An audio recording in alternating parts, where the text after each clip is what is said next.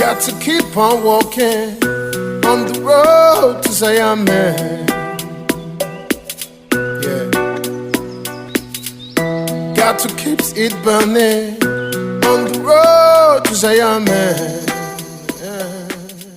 Hola oyentes de Radio Sefarad y volvemos a comunicarnos con Luciano Mondino para seguir hablando de sionismo, no solo cuestión de judíos, perdón. ¿Qué tal, Luciano? Hola Jorge, buenas tardes. Buenas tardes para ti. Bueno, en la última entrega hablamos de los acuerdos de Abraham y hoy es un tema que de alguna manera la actualidad nos lleva a vincularlo también a ese tema, porque hemos visto en la última semana que tras 6 años de distanciamiento diplomático y muchos siglos de distanciamiento religioso entre los chiitas y los suníes, en este caso las dos potencias como Irán y Arabia Saudita, pues con mediación china han normalizado o restablecido las relaciones diplomáticas, lo cual trae muchas consecuencias, ¿no? Ya nos comentarás. Sí, así es, así es. De hecho, bueno, un poco el mundo se vio sacudido por la intermediación china en el nuevo acercamiento entre Irán y Arabia Saudita en los últimos días. Esto fue hace apenas unas 2 semanas hacia atrás, en el cual de repente los títulos de los principales medios de comunicación anunciaron un nuevo acercamiento y el restablecimiento de las relaciones diplomáticas entre Irán, la República Islámica de Irán, y el Reino Saudí o Arabia Saudita, que es, como bien decía, uno de los dos, o quizás los dos grandes actores dentro del mundo islámico bueno, que rivalizan hoy en día. Es muy importante hablar de la mediación china, y yo creo que hablar de China en general, de por sí, de lo que es China y lo que implica en un mundo absolutamente globalizado e interconectado, verdaderamente no alcanzaría ni esta entrega ni un seminario completo para poder entender o por lo menos aproximarnos a lo que se comprende dentro de lo que es la política exterior de China. No soy experto en China, por supuesto, pero sí lo analizo conforme un nuevo actor que interrumpe en la política de Oriente Medio. Y esto es muy importante porque en las últimas semanas, como decíamos, ha movido una ficha al aparecer como un mediador en la conversación entre Arabia Saudita y la República Islámica de Irán. Eso fue muy importante porque China a priori lo que parece mostrar es que deja un rol quizás más de acompañamiento, más pasivo, para tomar una postura mucho más proactiva en detrimento de un deterioro en el liderazgo de los Estados Unidos. Esto también que quisiera por ahí empezar un poco por el final, con una conclusión que veo también desacertada, y es de los que hablan de un Estados Unidos débil. Estados Unidos no es que esté débil, sino que la política exterior de los Estados Unidos en los últimos años, quizás desde el 2008, cuando Rusia y China empiezan a tomar mayor protagonismo y decir, bueno, queremos formar parte de la toma de decisiones global en el mundo, especialmente en los organismos internacionales, en seguridad, en comercio, en economía, etcétera, para pasar a ser actores mucho más poderosos y con más peso. Entonces los Estados Unidos hoy se manejan, en primer lugar, en 3 escenarios. El primero es, si se sabe, el Mar del Sur, la zona china o la región geopolítica del Indo-Pacífico. Es decir, para Estados Unidos es vital lo que haga China en su vecindario más próximo.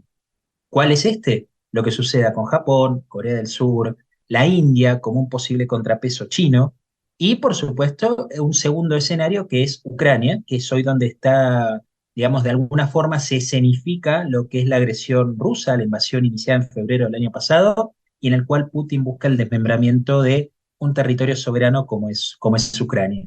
El tercero, que se va a desarrollar en los próximos años también, y que es muy importante señalar, es el Ártico.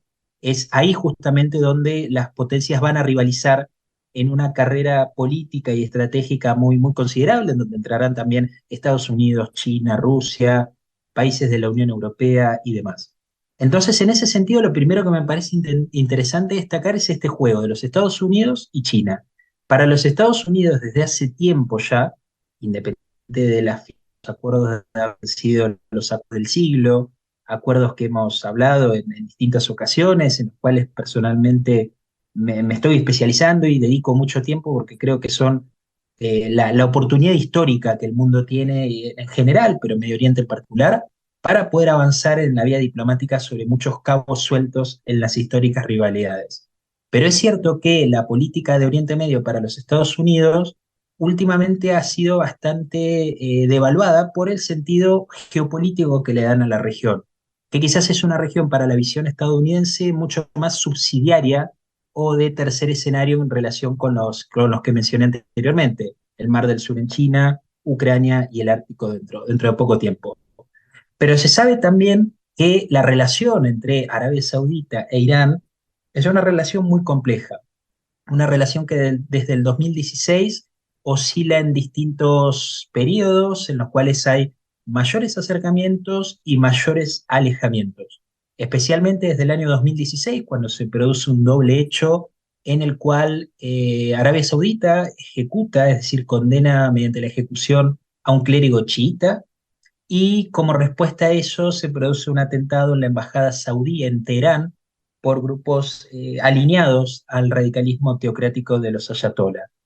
Entonces, en ese sentido, eso fue como el detonante en la relación que se enfrió en un principio y se llegó a cortar diplomáticamente en hostilidades entre las embajadas, las representaciones consulares y demás, y en el cual, como bien decíamos, se ha producido un alejamiento en el último tiempo. Entonces, todo ese elemento que en definitiva lo que hace es demostrar o personificar una relación que es muy tensa, que se da en dos tensiones principalmente. Una es la religiosa. Hemos visto muchas veces la disputa entre saudíes y chiitas en lo que hace al control del mundo islámico, pero también a lo que es la lucha estratégica o económica también, que tiene que ver con un factor clave en el Medio Oriente. Yo creo que la política de Medio Oriente se calibra todavía hoy por los recursos y el petróleo es muy importante. Y en esto sí quiero marcar una serie de cosas que me parece importante para entender un poco el contexto. Sin dudas que la disputa irano-saudí se da también en el plano estratégico a través del petróleo.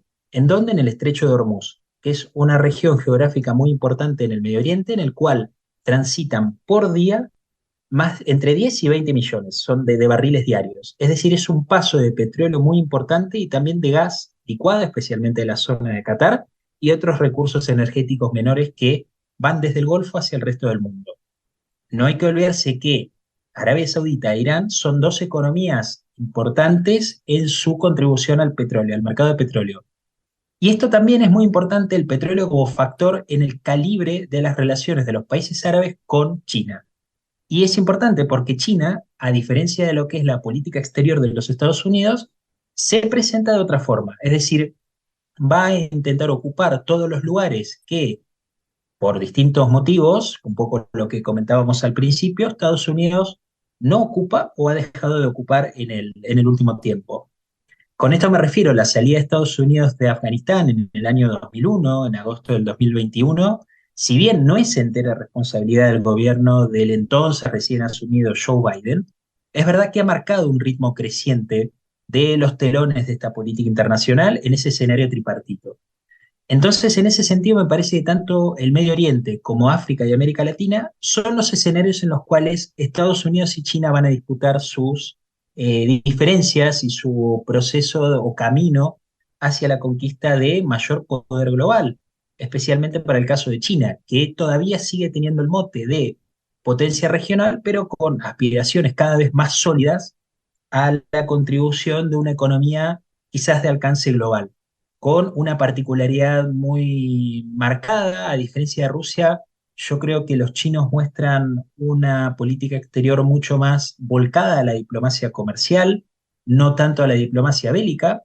De repente es lo que podría suceder con la Rusia de Vladimir Putin, que tiene una intención mucho más clara de volver a conquistar todos esos territorios que hacían a su vecindario próximo y que para la mentalidad del nacionalismo ruso fueron arrebatados por la historia y tienen que volver bajo la órbita rusa. Con China sucede algo similar con Taiwán. Es cierto que hay una situación mucho más congelada en el tiempo, pero que no se descarta que de aquí a unos años esto pueda, en torno al año 2025, esto no pueda volver a ocupar una parte importante en la agenda del nacionalismo chino también, y ahí converger un poco en lo que son los medios que tanto rusos como chinos utilizan.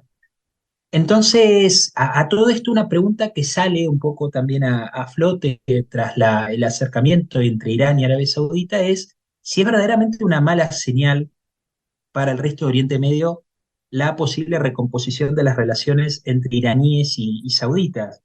Y en esto a priori diría que no es ni buena ni mala, sino que simplemente es parte de una realidad que refleja los intereses nacionales que tienen los países árabes. Cuando hablábamos en su momento que definíamos los acuerdos de Abraham como producto de un pragmatismo creciente en la política de los estados árabes, decíamos, bueno, ellos tienen, los estados árabes tienen una perspectiva pragmática y una lectura realista del sistema internacional de hoy, entonces se entiende que se acerquen a Occidente y a Israel. Pero también se entiende este reparto que es el poder mundial, que en su pragmatismo y en la búsqueda de sus propios intereses nacionales, también vayan a conversar en algún momento con China y con Rusia, especialmente un actor tan particular como es Arabia Saudita, que es una potencia regional de menor escala en el sentido que siempre ha necesitado de un acompañamiento externo. Ha sentido un gran apoyo a partir del año 1932, cuando se unifica y tiene un apoyo o mayor respaldo de potencias europeas, caso de Gran Bretaña y en mucha menor medida Francia, y después de los Estados Unidos, cuando Estados Unidos entra de lleno en la arena internacional. Irán es distinto. Irán no busca un respaldo en actores estatales, sino que busca especialmente un apoyo en los actores no estatales o paraestatales violentos. Caso Hezbollah, la guerrilla terrorista del sur del Líbano, caso los hutíes en el sur del Reino Árabe Saudita, en Yemen, donde se está aconteciendo una guerra que es verdaderamente crítica para la humanidad por los saldos humanitarios que tiene, pero donde se define claramente esta disputa entre lo que es el seno del mundo árabe. Y en ese sentido me parece que los lineamientos que Arabia Saudita buscará con Irán pasan un poco sobre esto, sobre poder empezar a controlar, o por lo menos intentar controlar y disminuir los riesgos de una república islámica que, débil en muchas de sus concepciones, sigue teniendo mucha injerencia, especialmente en lo que hace al financiamiento y la estructuración de estos grupos, como los hutíes, que han atacado en distintas ocasiones puntos centrales de la economía saudita, la petrolera Aramco, objetivos en el reino también, en el Emirato de Emiratos Árabes Unidos. Es decir, los hutíes es un serio problema que tiene hoy el Golfo y que realmente preocupa a la Liga Árabe, al Consejo de Cooperación del Golfo, porque ha requerido la acción militar de una liga, digamos, liderada por Arabia Saudita. Y después hay un elemento más en esta relación, en este posible acercamiento que es importante marcar, y es la cuestión nuclear. Es decir, Irán sigue siendo un actor nuclear de peso, es decir, o por lo menos un actor que pretende nuclearizar su papel de potencia regional, su intención de expansionismo, y esto preocupa fuertemente a los árabes, que por supuesto ven con posibilidades cada vez más reales por distintos factores y motivos que otro día los podremos conversar porque la cuestión nuclear iraní es sumamente interesante y es clave, porque el mundo no ha logrado, sino que todo lo contrario, no ha podido sino magnificar el peligro de la amenaza nuclear iraní, a pesar de las advertencias no solo de Israel, sino también de Egipto y Turquía, que alertaron sobre el peligro y la amenaza que sería el poder nuclear en manos de los ayatollah.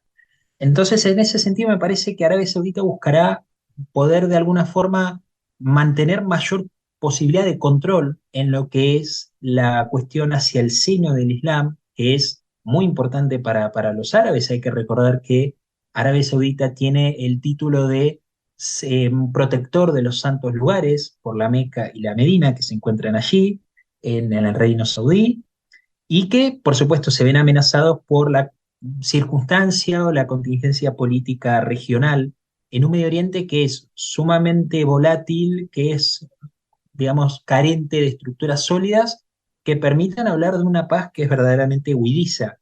Es decir, todos estos tipos de esfuerzos, la normalización, la pacificación, son programas que deben revalidarse, ni siquiera diría año a año, casi día a día u hora tras hora, en el sentido de que los contextos cambian, pueden cambiar muy rápido.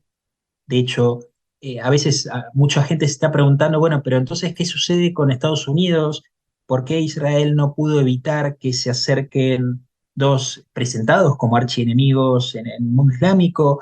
Y lo cierto es que son procesos muy difíciles a veces de, digamos, canalizar en canales más concretos, sino que muchas veces se busca un poco el acompañamiento de los hechos sabiendo que van a suceder, pero la realidad es que no hay posibilidad de evitar en la medida en que haya una verdadera condición de acercamiento, que yo también lo pongo un poco en relativo todavía. No creo que sea una paz duradera la de Irán con Arabia Saudita, porque, insisto, tienen unas diferencias muy grandes hacia dentro de su relación. Pero bueno, este es un poco el panorama que tenemos hoy. Sin duda es un panorama muy cambiante. Probablemente esto de aquí a 2 semanas cambie o tengamos nuevos acontecimientos, como también podamos esperar o podamos ver nuevos acercamientos de Israel con países. Por eso es muy importante lo que suceda con la órbita de los países africanos, especialmente el caso del Sahel, que es un tema también interesantísimo, con Níger, Mauritania. Es decir, estamos realmente en una época muy volátil, muy linda para analizar, pero en donde hay que ir con mucho pie de plomo para poder, por lo menos, intentar comprender alguna de estas señales que, bueno, que son sumamente interesantes, pero que deparan un futuro muy, muy incierto. Sí, un futuro incierto que aparte, si uno lo mira desde la perspectiva simplista del amigo de mi amigo es mi amigo y el enemigo de mi enemigo es mi amigo, esto cómo nos coloca de cara al conflicto en Ucrania, porque ahora esta relación mediada por China, que está cerca de Rusia, y Irán, que es colaboradora de Rusia, de alguna manera supondría un acercamiento de Arabia Saudita y toda la esfera suní a un apoyo al bloque, digamos, ruso en contra del bloque europeo, o esto es ir demasiado lejos. No, a ver, creo que sí, creo que es ir un poco demasiado lejos porque a ver, creo que los objetivos no son iguales. Es decir, China lo que puede llegar a buscar en la mediación de las disputas dentro de Oriente Medio es bajo los intereses chinos. Pongamos un caso. Hoy comentamos la particularidad del petróleo en las economías sauditas e iraníes. China sabe que en su esfuerzo por ganar protagonismo mundial y su diplomacia comercial, el petróleo y especialmente los precios internacionales en el mercado de petróleo son fundamentales. Entonces China va a buscar en el Medio Oriente tener una estabilidad de los precios, especialmente en los países cercanos a la influencia del OPEP y del Golfo. Esto como punto central. La cuestión europea, eso sí impacta directamente en Rusia, tiene un impacto totalmente distinto a lo que es la concepción de política exterior rusa. ¿Por qué? Porque ocurre en el mismo territorio geográfico, es decir, ocurre en el mismo continente. Muchos se olvidan que es una guerra en Europa. No es una guerra que incumba en principio al mundo entero, en principio, porque es cierto que una guerra de estas condiciones tiene un impacto en una economía globalizada, eso lo estuvimos viendo hace mucho tiempo, especialmente en los países de África, con la interrupción del envío de materias primas, ganadería, no, perdón, cereales y otros tipos bueno, de alimentos, en la cadena de alimentos, hacia África, que vienen del este de Ucrania. El este de Ucrania es una zona muy rica en este sentido, es la zona del Donbass. Entonces, me parece que los objetivos tanto de China como de Rusia son distintos. Ahora, ¿qué es lo que podemos esperar de la respuesta occidental? Que creo que eso es lo importante acá, es que China ha movido su ficha. Entonces, ahora quien tiene que mover, respondiendo o no, es Washington, son los Estados Unidos. Es decir, lo que hará seguramente a través de Israel, lo intentará congeniar en una suerte de respuesta al avance chino en Medio Oriente, que eso entiendo que puede llegar a alarmar a la Casa Blanca. Por eso no, a ver, los chinos no han, por ejemplo, mediado en la cuestión palestina. De hecho, Xi Jinping estuvo reunido en Riad hace poco más de un mes con Bin Salman y la cuestión palestina no se ha mencionado. Es decir, China tampoco sabe que quiere entrar, pero tampoco se va a meter como mediador en todos los conflictos, sino que va a entrar en los que vea que puede mediar y en los cuales su influencia puede llegar a calar. Y la cuestión del petróleo para China es sumamente interesante y vistosa. Ahora, desde el lado de Israel, ¿tiene que entrar en la guerra europea?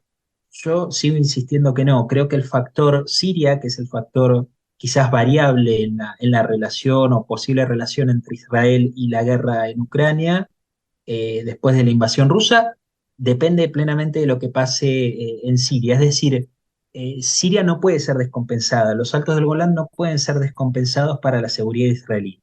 Entonces, esto es un factor determinante a la hora de pensar si Israel acompañará o no con el envío de armamentos a Ucrania, que según lo que tengo entendido y según lo estipulado, esto no ocurrirá, por lo menos en el futuro cercano.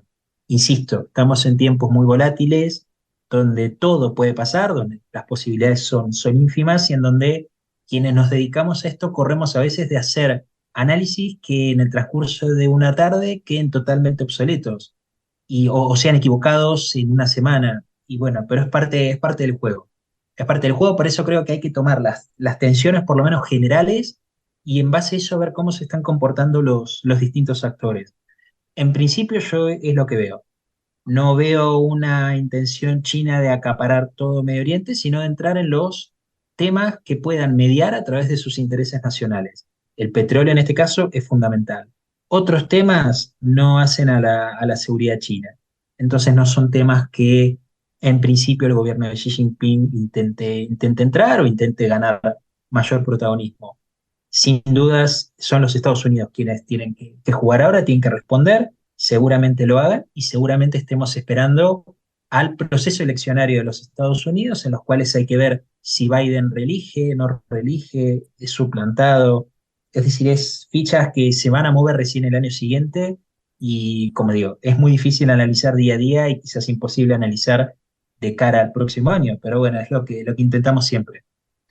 Bueno, nosotros lo que intentamos es que podamos hablar contigo para abordar estas cuestiones por más pantanosas que nos resulten a todos. Muchas gracias por habernos atendido, Luciano Mondino, y hasta la próxima.